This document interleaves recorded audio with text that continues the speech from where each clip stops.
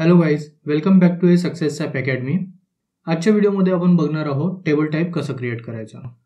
Table type create करायसाठी आपल्याला टिकोडा SE11 इथे जाऊन तिसरा कंपोनेंट डेटा टाईप यावर क्लिक करून आपण इथे टेबल टाईप क्रिएट करू शकतो. Table type is nothing but the internal table. ज्या काही गोष्टी आपण डेटा टाईप्समधून क्रिएट करू शकतो त्या ग्लोबल असतात आणि ज्या गोष्टी आपण ज्या इंटरनल टेबल्स किंवा स्ट्रक्चर आपण एखाद्या प्रोग्राममध्ये AC38 मध्ये क्रिएट करतो ते लोकल असतात. ग्लोबल आणि लोकल मधला डिफरन्स काय तर ग्लोबल स्ट्रक्चर किंवा ग्लोबल इंटरनल टेबल हा आपण मल्टिपल ठिकाणी कॉल करू शकतो. मल्टिपल ठिकाणी म्हणजे जसं फंक्शन मॉड्यूल आहे तर फंक्शन मॉड्यूलमध्ये सुद्धा आपण इथला स्ट्रक्चर किंवा इंटरनल टेबल कॉल करू शकतो. पण ज्या गोष्टी आपण प्रोग्राममध्ये क्रिएट करतो, एखादी लोकल स्ट्रक्चर क्रिएट करतो किंवा इंटरनल टेबल क्रिएट करतो, तो सेम इंटरनल टेबल किंवा तो सेम लोकल स्ट्रक्चर परत दुसऱ्या प्रोग्राममध्ये किंवा फंक्शन मॉड्यूलमध्ये कॉल करू शकत नाही. हा बेसिक डिफरन्स आहे ग्लोबल आणि लोकल स्ट्रक्चर मधला किंवा इंटरनल टेबल मधला.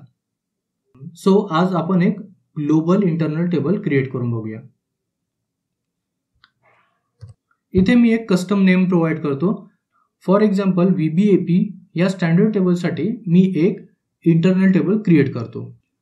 Z VBAP _ IT internal table, IT for internal table या नावाने मी एक कस्टम इंटरनल टेबल क्रिएट करतो. क्रिएट या बटनवर क्लिक करायचं. बघा इथे शेवटचा ऑप्शन आहे टेबल टाइप्स. या रेडिओ बटनला सिलेक्ट करायचा आणि कंटिन्यू या बटनवर क्लिक करायचा. इथे आपल्याला शॉर्ट डिस्क्रिप्शन प्रोव्हाइड करावं लागेल.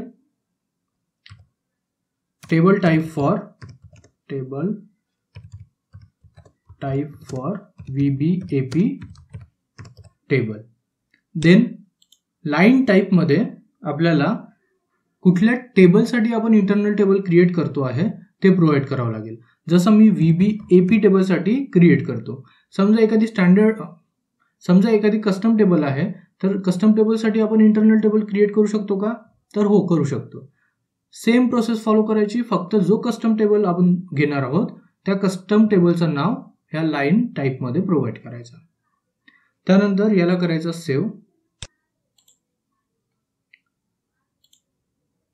सेव्ह केल्यानंतर इथं प्रायमरी की मध्ये जायचा.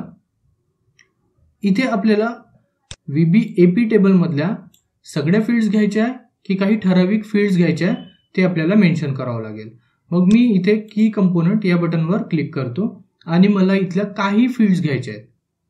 पूर्ण टेबल नाही घ्यायचं आहे मला. पूर्ण table as a internal table नाही घ्यायचं आहे मला. त्या स्टँडर्ड टेबल मधला काही डेटा, काही fields as a internal table म्हणून घ्यायचं आहे.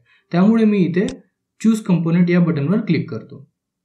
या बटनवर क्लिक केल्यानंतर तुम्हाला दिसत असेल ह्या सगळ्या फील्ड्स स्टँडर्ड टेबल VBAPच्या फेच झालेल्या आहेत. आता यापैकी ज्या फील्ड्स मला ॲज अ इंटरनल टेबलमध्ये लागणार आहेत त्या फील्ड्स इथून चूज करून घेतो. त्या फील्डच्या समोरचे चेक बॉक्स टिक करून घ्यायचे. 2 फील्ड्स मी स्किप केल्या. परत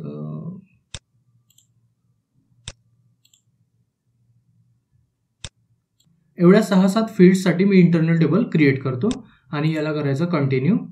बघा ह्या सगळ्या फील्ड्स आपल्यासमोर रिप्लिकेट झालेल्या आहेत. बस सिंपल. एवढं केल्यानंतर याला करायचं save, check, no inconsistency found and then activate.